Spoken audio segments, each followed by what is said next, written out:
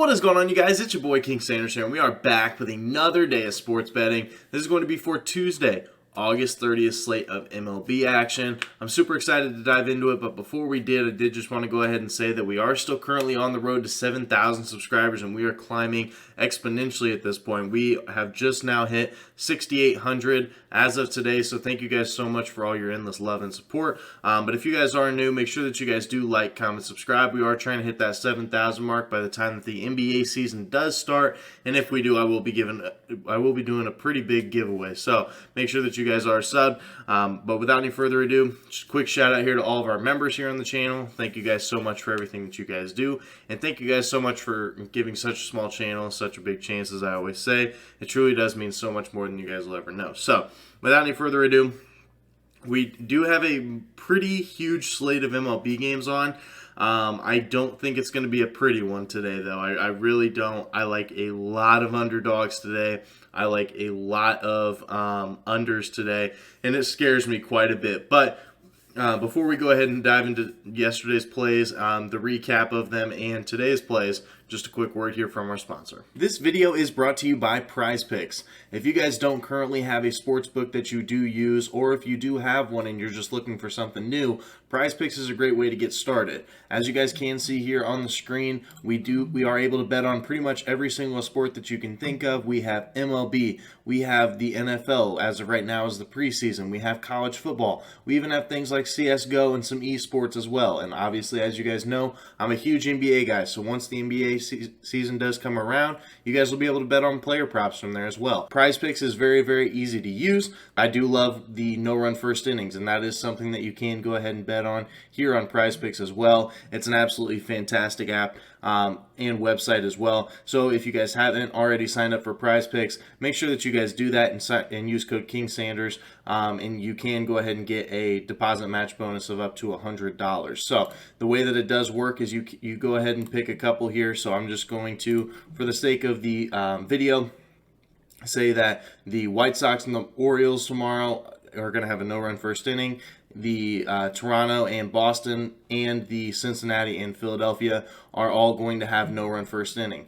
Basically what I would do, I would go ahead and click less for all of these and do what is called a power play, which is basically the same as a parlay. All three legs do have to hit in order for the bet to actually cash out. On the flip side of things, you can also do a flex play. The flex play basically means if you do get one of the legs wrong, that's perfectly fine. You can still win some money. So PrizePicks is a great way to be able to win some money using player props and things of that nature to be able to win some money. So you can put together a bunch of different legs to win out some pretty big money. So once again, make sure you guys do use code KingSanders for whenever you do sign up. You will get a deposit match bonus of up to $100. And once again, thank you so much, PrizePicks, for sponsoring today's video. So yes, we are back, and we are going to go ahead and do a quick recap as of yesterday. It's been so weird. Like, literally, if you look at our last 4 days, we had a sweep, a reverse sweep, a sweep, and then today we barely didn't have a reverse sweep. It's been really weird, so hopefully we can have a profitable day, keep that trend kind of going, maybe push it a little bit more towards the positive direction. But without any further ado, let's go ahead and dive into a recap from yesterday. We ended up going 1-2 on the day. We did have the Dodgers and the Marlins under 7 runs. Starting off the day bright, Tony Gonsolin actually gets scratched from the game. I guess he was injured, and so he ended up getting taken out of the game. A lot of people took the over, and rightfully so. But the under still ended up hitting, I think it was 3-2 at the end of the game. So that one ended up working out for us. Then we had Boston money line. This one was quite annoying, only because Boston was up like 2-1, I do believe, and then the bottom of the 5th, Minnesota ends up scoring 3 runs to put them up 4-2, and then no team ended up scoring for the rest of the game. Boston ended up having 10 hits. They had runners on base plenty of times, but they just couldn't bring any of them home. So, you know, it is what it is. Then my absolute clown play of the day, apparently, we had the Phillies and the Diamondbacks under 9 runs. At the time of recording this, which is 11:15 Central Standard Time, the bottom of the 5th inning, there's 19 runs in this game. Like, what? That's absolutely insane. This game is so incredibly high scoring. Definitely wasn't expecting that. I guess this number was high for a reason. So if you took the over, congrats. What an idiot! Oh, what a loser! But So we ended up going 1-2 on the day. Like I said, today we have a lot of we have a lot of games, but I really don't. It's going to be an ugly one. I really do believe that, especially for a Tuesday right here towards the end of August. I really do think it's going to be ugly. So without any further ado, let's go ahead and dive into today's plays. So our first play of the day, the play that I really, really like as of today, we're taking the Athletics first 5 money line here versus the Nationals at -105 odds. Now the Athletics in their last 10 road games, they are 5-5 to the first 5 money lines. So they are pretty much a coin flip when it comes to those two things. But the Nationals, they are 2-8 in their last 10 home first 5 money lines. So I do think that does speak quite a bit of volume. The A's have been a much better team here in the first 5 here recently, and I don't really foresee that to change. Oakland, they are also 29th when it comes to runs per game, so they are almost dead last in the runs department. There's no doubt about that. But they're a much better hitting team on the road. They average 2.85 at home, and they average 3.88 on the road. So they're a much better road team. So hopefully that can carry over to today as well. Washington, they are 26 when it comes to runs per game, and they are a much worse hitting team on the road as well. So I think that we do see a little bit of value here for Oakland. I think that overall, I think that they can get it done for us. Oakland is also 23rd when it comes to runs allowed. That number does drop down to 0.28, or drop down by 0.28 on the road. Washington is 29th. So I do think that Oakland on the road is a really good spot to target here. And Cole Irvin's going to be on the mound here for Oakland. He hasn't necessarily been fantastic, but I do think that he's been good enough. He has a 3.16 ERA, 3.55 in his last 5. But on the flip side of the mound, I think this is where we see some value. Eric Fede is going to be on the mound here for Washington. 4.88 ERA, 6.38 in his last 5. And if you look at his last 5 home starts, he has an earned run log of 2, 2, 2, 3, and 3. So if they end up giving up 2 or 3 runs to the A's in the first 5 innings, I definitely think that Cole Irvin and the A's can go ahead and take this down. So if you wanted to take the +0.5 in this game, I don't mind it, but it's juiced to -145. So I'm just taking the push potential with the money line, and it does give a little bit better value. So if they're actually winning, then that's a lot better. So that's our first play of the day. A's first 5 money line at -105 versus the Nationals. So that's our first play. Now our second play of the day, this is where things get ugly. This is where things get really, really ugly.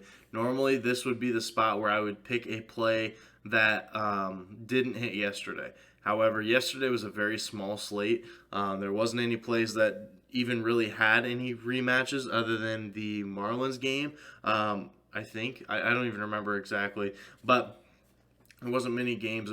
It's a lot of new starts to the new series as of today. So didn't really want to force anything. Didn't really want to wait until some of the games were done. So I went ahead and found another underdog play, and we're going with Tigers +1.5 here versus Seattle at -120 odds.